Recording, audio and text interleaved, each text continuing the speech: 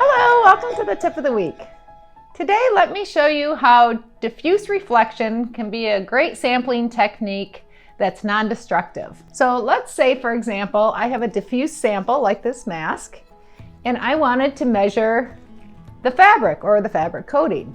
So I have a couple options for diffuse reflection accessories. One of them is the Easy Diff, and then I brought along the Up IR. Now the Easy Diff, the sample needs to fit underneath this collection mirror. Well, that's not going to happen. So as an alternative, when you have large samples, you can just go ahead and place the sample right on top. Whereas this has a collection mirror that sits above the sample. With the Up IR, we've got a collection mirror right below the sample. So again, the Up IR is fantastic for those large samples. Thanks for watching. We'll see you next time.